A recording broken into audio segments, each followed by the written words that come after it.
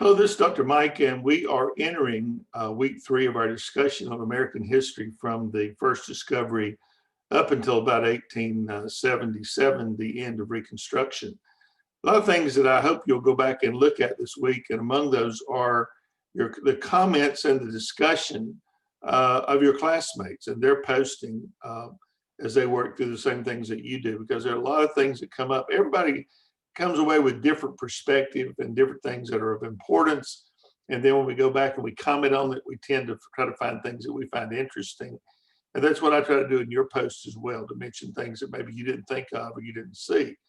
So to expand your knowledge of the subject, it's always a good thing to go back each week and spend 10, 15 minutes looking through your classmates' postings and try to learn some extra things that will help you with your understanding of this great part of history.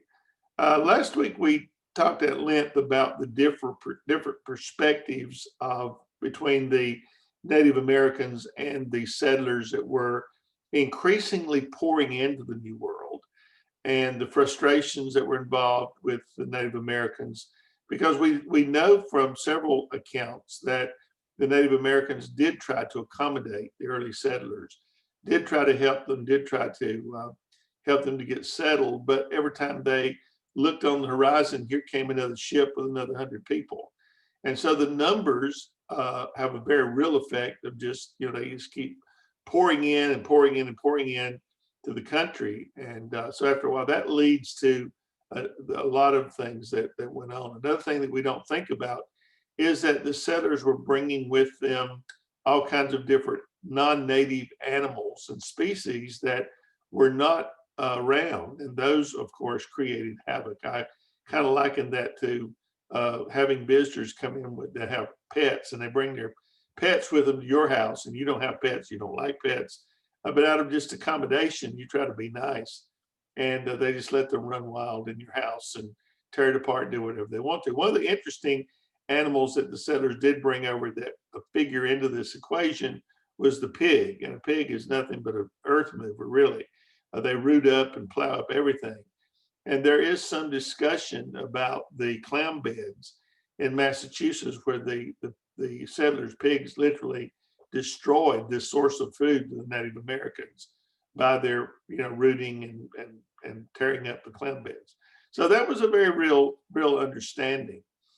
The wars that came, King Philip's War started, and you will notice in King Philip an attempt to accommodate Western values. He dresses somewhat like a European. He takes a European name, but the tensions finally become so great that this war breaks out. And the interesting thing is that more people per capita are killed in this war than any war in the United States history. So it was quite a bloodbath and quite terrifying. The settlers did take captives, and they sold them off as slaves to the West Indies or the Bahamas, where the sugarcane plantations would work them to death. The longevity at one of those plantations was about 6 months, and you'd be dead. They did not normally take Native Americans, didn't make good slaves, only because of the proximity to their homeland, and they could escape and go back home, or be, attacks would come from other Native Americans to free them. So it just didn't work out very well with having them as slaves, unless you're going to sell them in a place where you're sure that they never came back. And the Pilgrims actually committed genocide by doing that with the Pequot Indians. They sold them into slavery, took their land, and that was what it was all about. When the day is done, it's about Native Americans and their land. And as we've mentioned before, there was a discrepancy between the views of the Europeans as to land usage and the Native Americans. The Europeans saw land, if it wasn't being used, it was free for the taking. The Native Americans did not own land as individuals, they owned it as a tribe, and they held it as a tribe. And so this is going to be an ongoing battle, and the Europeans will try their best to accommodate and work with the Native Americans as long as it is to their advantage. They're helping them to get established, they're helping them to learn to plant, they're helping them to be able to live here. And you will see going forward that they'll be shunned, the Native Americans will be shunned aside. And as we go into the 1800s, they're going to be forced over the Mississippi to live in land that will not sprout a pea, and they can't farm and put on reservations. It is a plan of genocide. And there are several government programs that will enact that. The American US government has a plan for wiping out the Native Americans. And they almost did, from 10 million down to almost 300,000 by 1889. And they have regained some strength. It was a really interesting thing this week to see our president name the first Native American to head the Interior Department, which is over Indian Affairs. That is a first in American history.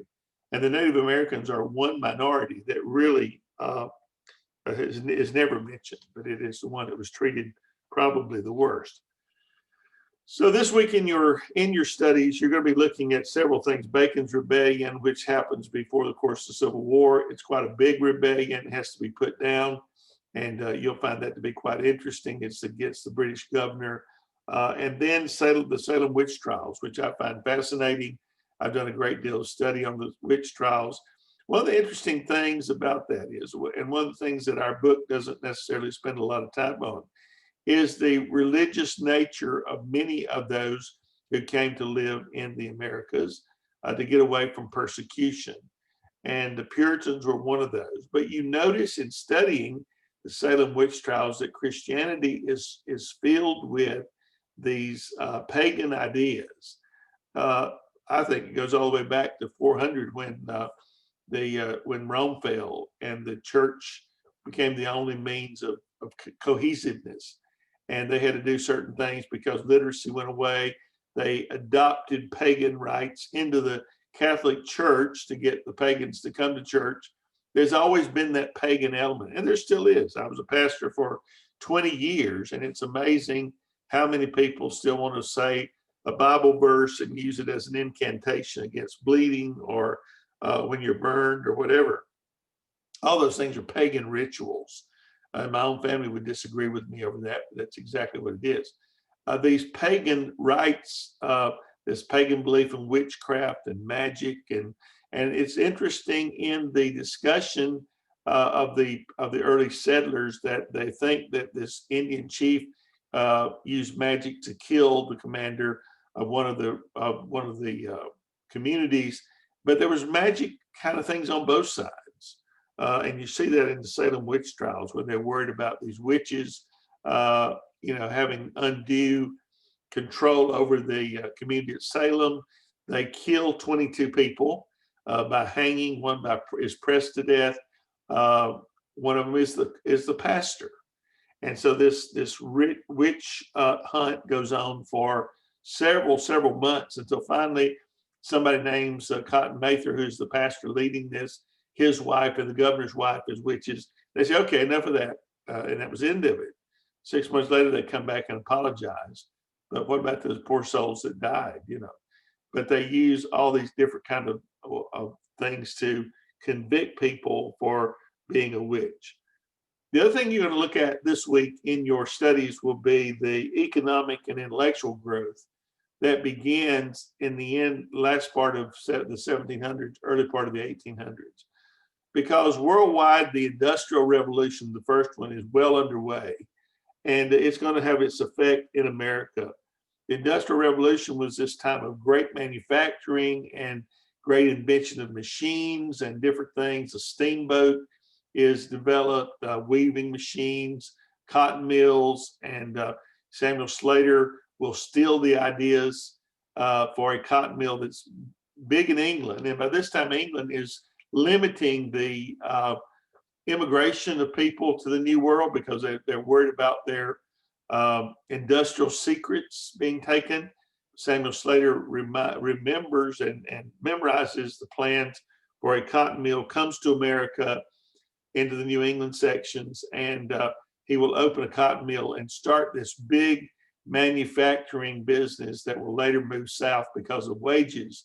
But he does build the first cotton mills in New England, and the Industrial Revolution will catch on. Trains will be, by 1840s, you've got trains, you've got the telegraph, all manner of things are happening that will spur the growth of America. Lots of space and lots of land. And we know that is at the expense of the Native Americans, but the large numbers of people that begin to immigrate from other parts of Europe in the early 1800s will be quite significant. They will follow what's called a chain migration. They will migrate to areas where their people live, where the people where they come from. They want to be around their own language, their own religion, their own foods, normally. And so you'll see large ethnic groups form even within the pockets of large cities. Like New York City, you'll have, little China, little Italy, all these little groups. It's funny that goes on even today. If you go over to Brighton Beach, New Jersey, which is just across the river, most Russian expatriates that are here, even the remnants of the Tsar's family that are left, all live in Brighton Beach. It's where the Russian mafia is. So a lot of these things, kind of make sense when you look at it from that perspective. And so economics and intellectual growth is going to be a huge development in the early part of the 1800s. And we get to 1820, then the issues of slavery really began to mount themselves. Remember the founding fathers, when they wrote the Constitution, kicked the can for slavery forward 20 years. And that would have been about 1800, 1820. And you're going to start seeing the countdown to the Civil War in the middle of tremendous economic growth, as well as one of the largest religious revivals in the history of the United States. In fact, that revival is going to go on even in the middle of the Civil War. And as it does, it's going to be interesting because they have a theological crisis that comes from that, where God's on both sides. And so there's a huge part of it that just doesn't make a whole lot of sense. So anyways, I hope as you read your materials this week that you will gain some things from that. Do your best to join our live chats each week, and let's talk about that. You begin to working on pieces of your research paper this week. Give that your undivided attention. If you have any questions about what needs to be done with that, we'll talk about it in live chat tonight. But if you miss it and you need some help, please let me know, and I'll look forward to seeing you soon.